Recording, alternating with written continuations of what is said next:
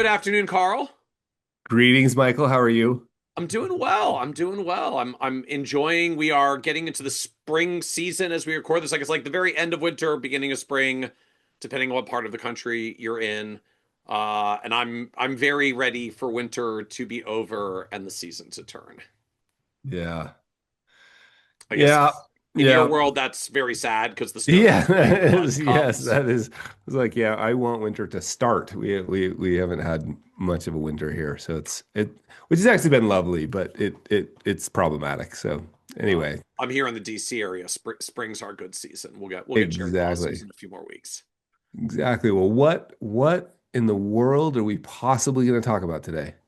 So had a really interesting conversation with an advisor that I wanted to bring to the conversation here because this is one of those topics where I think there's a little bit of technical stuff we can talk to, but there's really some interesting just I don't know mental framework mindset stuff that goes on in what this advisor is dealing with. So I'm gonna summarize what this person had sent in to us. We're gonna call him Alan because it's easier to have a name. His name is not Alan. I'm honoring his anonymity.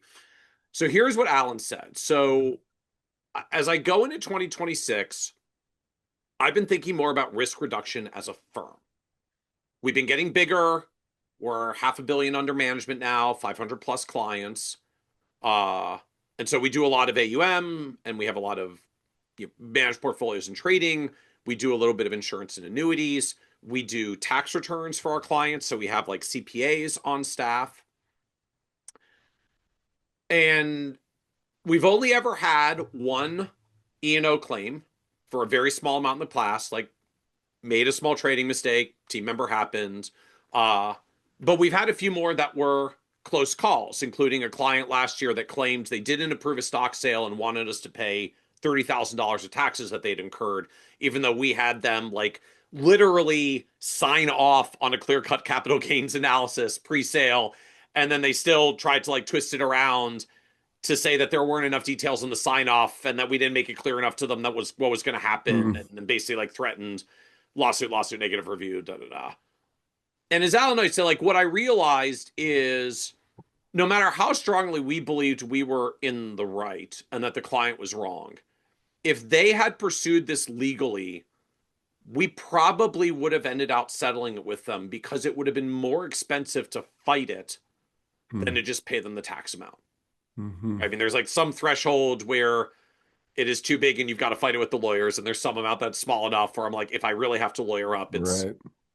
it's more straightforward to write the check. And like fortunately, there's a very small percentage of people who kind of know this about the legal system and take advantage of it, but they're out there. Mm-hmm. And if you keep growing to 500 clients as Alan is now, 1,000 clients in a few years, 2,000 clients some days, he's like, Right. it's basically feels like a mathematical inevitability Yeah. that I'm going to have an unpleasant lawsuit. And so Alan's question, in essence, was like, how do I put like processes and safeguards in place to prevent Mm. this as we grow bigger? Like, do we need to do more sign offs? He was kind of asking like what other firms do what for sign offs. Like, are we just and then do we end up with like more and more sign offs on like everything big and small? Do we end up in some weird world eventually where like it's overkill for most clients, but we're doing it because there's still a percentage of clients who may sue us and someday we need it? Mm.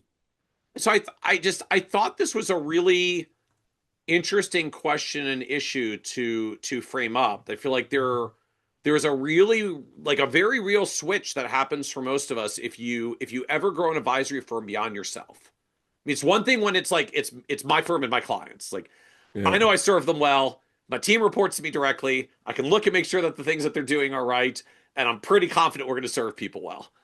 And at some point, when the firm is bigger than you, and there's like clients that get served by an advisor where you're not in the room, whose portfolios get traded by people where you're not in the room, who are all handling and handing off processes with your firm that you are not involved with at all for the client.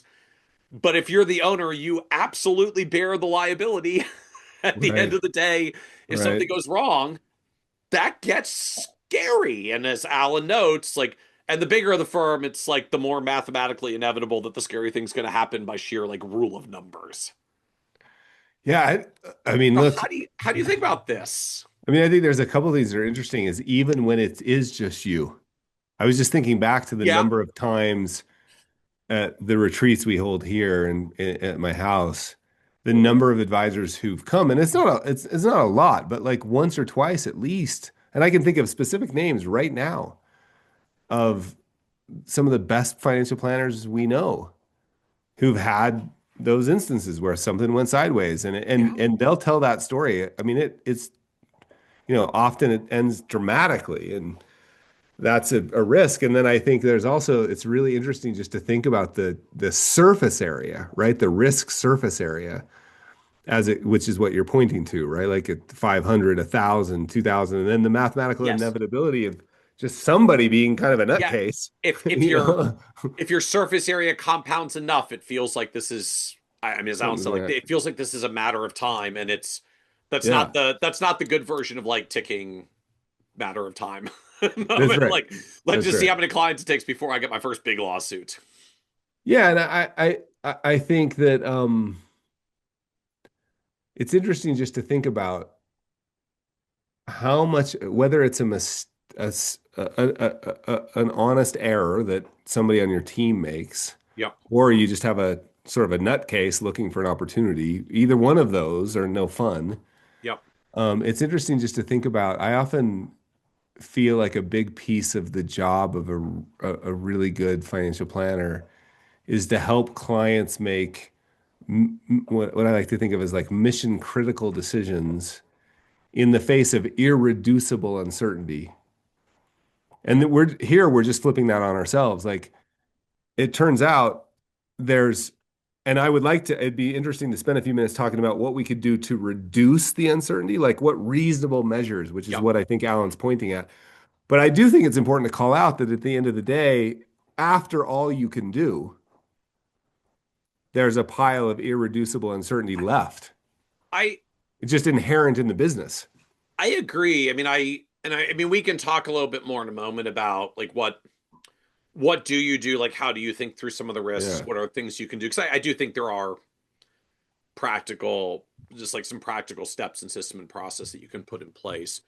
But I do, I mean, I do very much think in that same way, Carl, that I'm like, look, there, when you run a professional services business where we're touching people's money in a lot of like high stakes situations and some percentage of the population is litigious and unfortunately sometimes like we just honestly and genuinely make a mistake something happens Yep. Yep. and goes wrong that I really think about that in a context like that's part of the gig we've signed up for like Yeah. that's a cost of You take risk for a living. This is a version of risk. yeah like that's a cost of doing business in our profession. Now, I to me like out of the gate, then you put some guardrails around. It's like this is why we have E&O insurance, right? As you know, Sure. insurance and all the things you self-insure the things you can manage, and you get insurance for the things that would be financially catastrophic. So, like on the one hand, this is why we all have or really should have E&O coverage of a sizable amount, and also why most E&O policies have a decent sized deductible because there's a portion that we can take. It hurts and it's not pleasant, but we can handle it. It's the Yeah. deductible. Yeah. And there's a size of claim that would be destructive or disastrous, and that's why we have insurance. And at the end of the day, I own insurance to avoid the disastrous, and I try to minimize how often I use my deductible, but I don't necessarily get it down to zero because stuff happens. Yeah. Yeah. I just think it's super interesting to what Alan is doing is just making a, a risk that has always been there below the surface much more, like bringing it to awareness that we're going to talk about it. Like this has always been the case, whether I have 10 clients or 100, and you're just saying the risk increases proportionately to the size of the client base, of course, right? And Well, so how do you deal with normal? I think that to me, that's the interesting piece is just accepting that one after all I can do, risk is what's left over after you think you've thought of everything. So one yes, let's think we thought of everything, and then let's also accept the fact that this is This is why risk Well, reward. This is why I get paid. I mean, I would even take it one step further than that. And Alan alluded to it a little bit in his message. I don't know. Maybe I'll out myself in a problematic way here, but like I wouldn't want to work at a firm that took this risk to zero, like to truly took it to zero, because you know what that firm looks like. Right. There is so much darn paperwork. You can't breathe and sneeze in front of a client without a sign off to make sure that they have expressed that there's no liability in any germs that were caught from the sneeze that occurred in the presence of them in the conference room. Like if you're going to go all the way down this road, right? There's a thing to sign for everything. There's going to be a piece of paper to sign for everything. There's going to be a 19-step checklist process that has to be perfectly documented in the CRM. Oh, and if you don't document, then there'll be a process to make sure that everybody's doing the documented process, because otherwise you can go rogue and you're still going to get the firm in trouble. So I'm going to have a Right. 19-step checklist, and then someone else is going to have a checklist to make sure I'm doing my checklist. Because if you really want to take the risk to zero, Yeah. like that's what you have to do. And to me, like you very quickly get to a couple of really problematic outcomes there. Like I don't think a lot of advisors want to work in that environment. I mean, we all get that we need to be compliant, but there's a level of compliance and administrative burden that becomes overbearing. I'm not even sure how many clients want to be in that environment That's because, right. That's the yes, part I like, was thinking about. I value your advice, but by like the 17th time I have to sign a disclosure, I'm now like, you guys give me so much disclosures if when things go wrong, I'm just assuming like you suck and must screw things up all the time. Because otherwise, why would you give me like 17 sign off disclosures in a year every time we do something? Like at some point, it undermine like it can undermine trust for the client. I don't think it creates a very pleasant work environment, and just sheerly mathematically, like the toll on productivity, like the firm that does that, I would venture to say will spend significantly more money on system and process and risk controls than they ever would have paid to settle the 1 in 2,000 clients that comes in who's hyper litigious, finds an excuse to sue you, and you have to settle with them because it's not worth fighting the fight. So at Yeah. some point, like it's not even the cheaper route anymore. And again, I feel like I want to say all this from a place of we're trying to be good for clients. We're trying to do the right thing for clients. Like I'm not talking about the context of, well, like let's just wind up and do crappy things for clients and fight off the lawsuits. Like Right. to Alan's comment, I mean, if we're trying to do the right thing and we're trying to build a good team and we're trying to do all the right stuff and we're trying to put reasonable system and process in place to avoid the bad things, Yeah. and then you have to get to some threshold to say, do I accept the risk? Or do I keep doubling, tripling, quadrupling down Right. on the process and the checklists and the sign offs and all the things Right. that I just like I feel compelled to say I really do think there is not even just a point of diminishing returns, like there's a point on net of negative Right. returns. Right. If we were graphing it, there's a point at which it rolls over and Yeah. every new additional. And I love the point you're making about, yes, of course, the point of being an advisor working there, but I think it's even more important from the 99% of clients who aren't going to have that experience. You know, Yeah, like they have to live through some crazy stuff in right, like terms of, yep. let's make sure we're not making it worse for the 99% to solve for the 1%. And I'm not even sure Yeah. it's 99 to 1. Right. It Just might be no, 99.9% and 0.1%. Now, if you got 1,000 clients, it means one's coming at you yeah. Yeah. at Yeah. 0.1% because that's 1 in 1,000. So the firm gets Yeah. big enough, a small percentage still means something is going to crop up.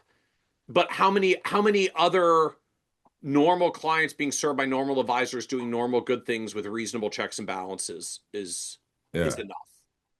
Yeah. The other thing that comes to mind here, and I heard Jason Fried say this at base camp on like feature requests. He said we try not to scar on the first cut. So I think it's really interesting to like we try not to overreact Yeah. to one experience. Like, Yep. hey, really important. What went wrong here? How do we fix this? How do we make this right? And Oh, maybe it's isolated. Maybe we don't have to extrapolate that through the entire okay. So business if now. if something bad hurt happens, right? I got cut, I got hurt, like let's not form a whole bunch of scar tissue with a really extreme reaction to what That's right. might have really just been a crappy one-off fluke. That's exactly right. Let's deal with that in all its importance.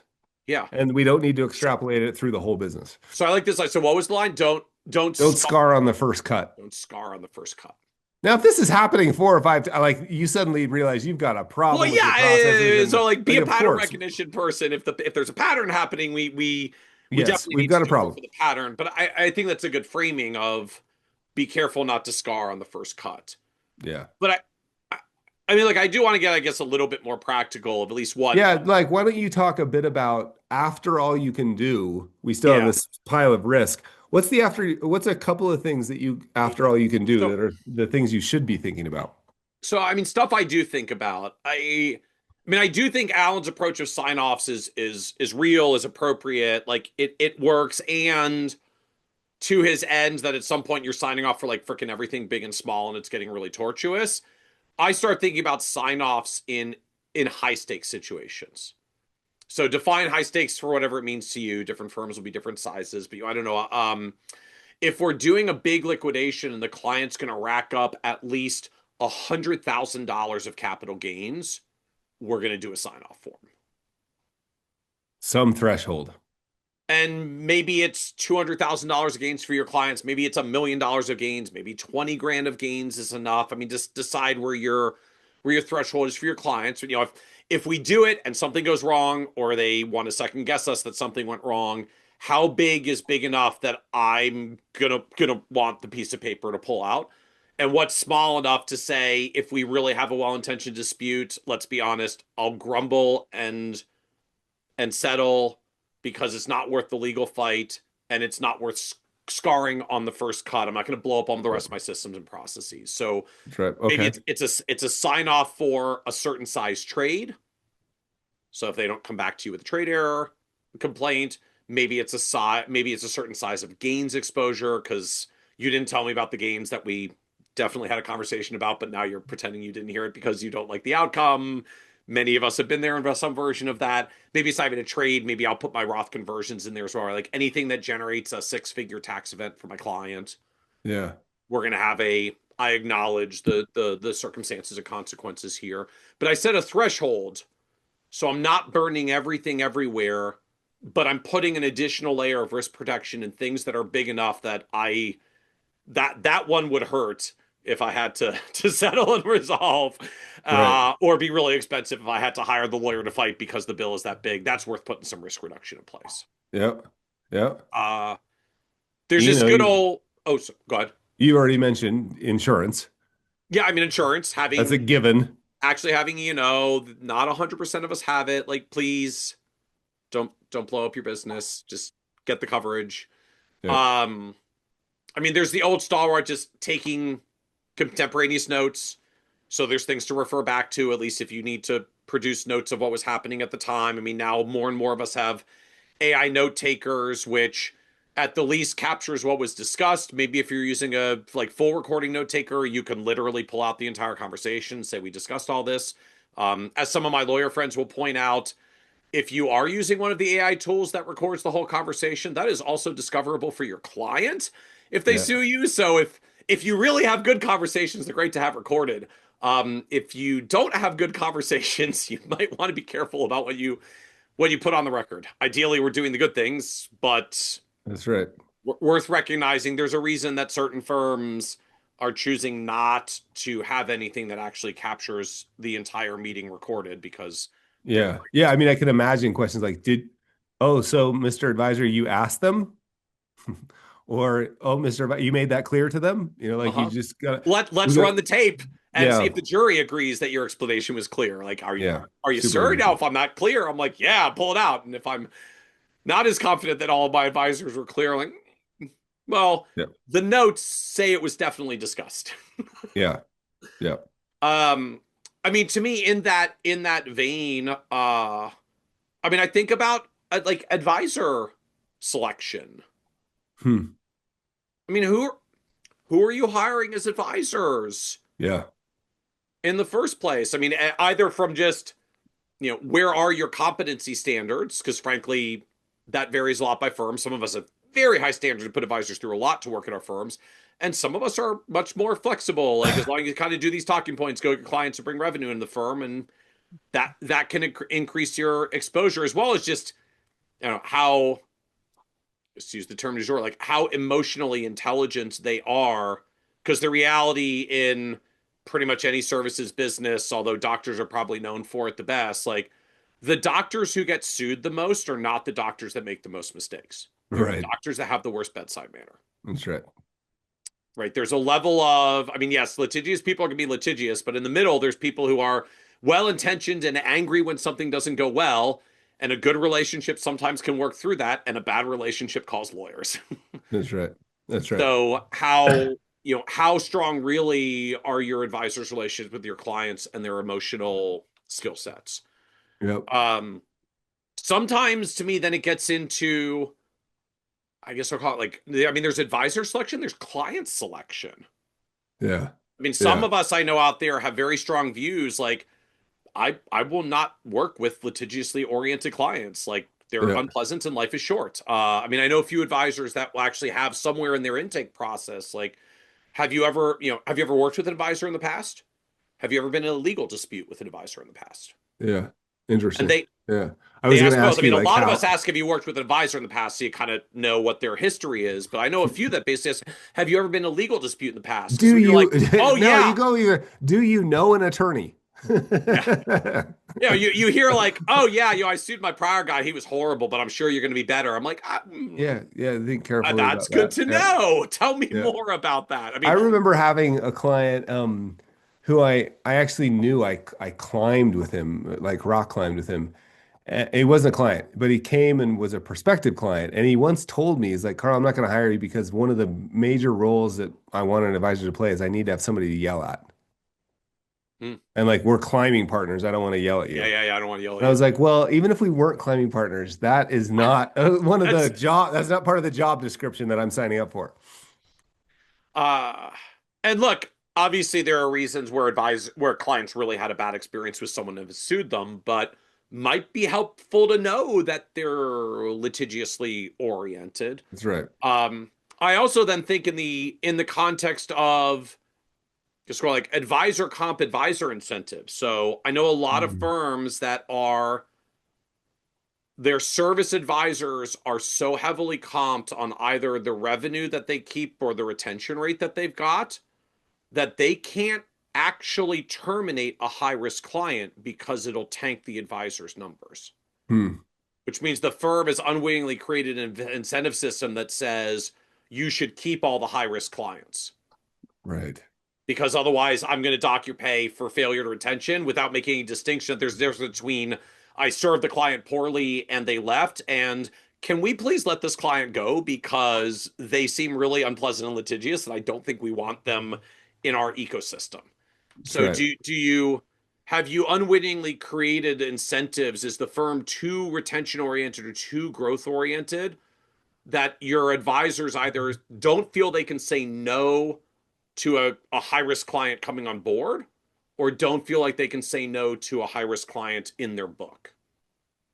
Yeah, as you're talking, I'm like broadly classifying these as internal processes and external risks.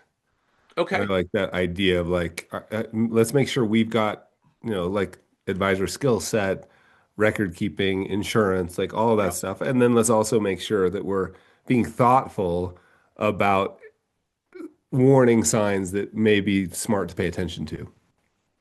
And and then to me the I don't know, at least the last that comes to mind to me is what stuff are you implementing with clients? Right? Just like call this product selection. Not all of us are necessarily in the product Mhm. sales business now, but there's things you implement clients into, whether it's various types of investment products and vehicles. Some of us still do insurance and annuities, as Alan did in writing in. It was a little bit of his business.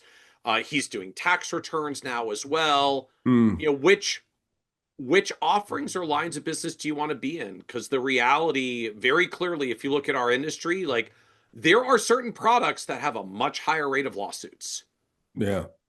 I'm not going Yeah. to say the product's bad, but like there are clearly more lawsuits that occur in the vicinity of illiquid private investments, and there have been for 50 years. There are Yeah. clearly more lawsuits that occur in the camp of certain types of permanent life insurance.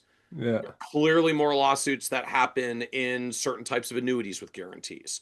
So, many of those are built as features that are supposed to be benefits to the client. So again, Right. I'm not trying to broadly castigate the category. We can do that Not another here. day.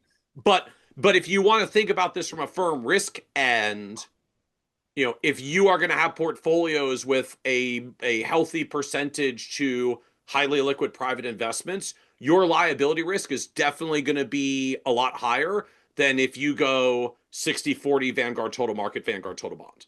Right. Right. Right. So you can decide where you want to be on the depth of your value prop versus your legal risk. But to me, just I feel like that bears recognizing, because frankly, when I talk to some companies like product manufacturers, why aren't there more adoption of even the fee-based annuities that don't have the commission dynamics that some of the RA community dislikes? And my answer back to a lot of the product firms, like, because if I put all your annuities in place with all these different guarantees, and every client's got a different guarantee depending on the year and the time that they bought, because it's got a ratcheting thing based on the exact month and day that they Right. bought it. Oh, and you change the contract every 2 years. So I've got the clients that have this version. I have the clients with the version from 2 years ago. And I've got the clients with the version from 4 years ago. I got the clients with the version Right. from 8 years ago. Oh, and the advisor that worked here with them isn't even here anymore. So no one was here with the version that got implemented 6 and 8 years ago. But the advisor who's here now has to learn the 2-year-old, 4-year-old, 6-year-old, and 8-year-old version of the products, because he has to talk to the clients about them and not make a mistake and get sued.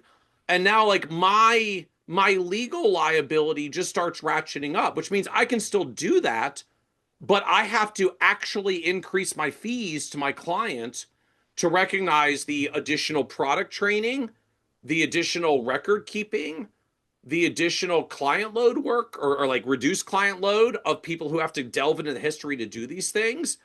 And the fact that I'm still increasing the risk that at some point along the way, that very complex system with all the different products of all the different clients of all the different years of all the different advisors is at some point going to have something go wrong because stuff happens.